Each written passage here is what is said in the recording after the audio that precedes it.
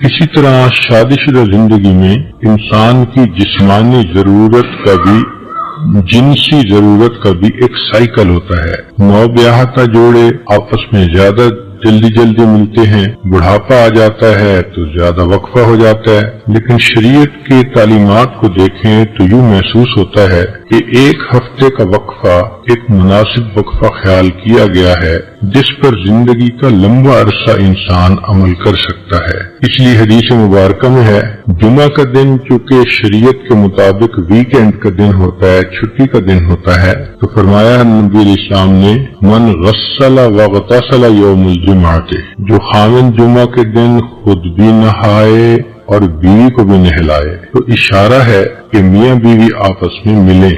एक दूसरी जगह पर है कि जो नहाए और बीवी की खुशबू लगाए। तो इससे भी इशारा मिलता है कि उस दिन का नहाना शरीयत की नजर में सिर्फ मैल कुचैल दूर करना ही नहीं बल्कि दिल के ख्यालात को भी पाकीज़ा करना मकसूद है। उसके बाद फिर वो बंदा जल्दी अगर जुमा की नमाज के लिए चले तो हदीस पाक में उसके फजाइल आए हैं।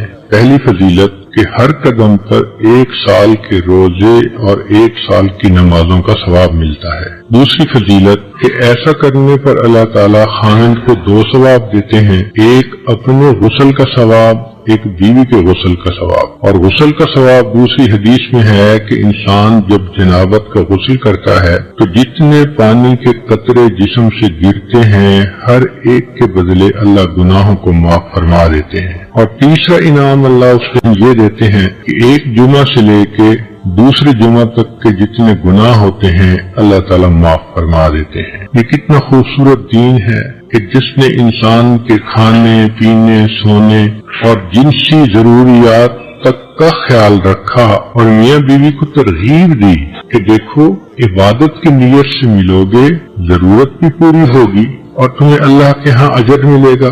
इसको कहते हैं हम खुरमा व हम सवाब, खजूर भी खाओ और सवाब भी पाओ। तो ये इंसान की जो जिनसी जरूरत है इसका भी एक साइकिल है। जब एक दफा ये पूरी हो जाती है तो फिर दरमियान में कुछ वक्त होता है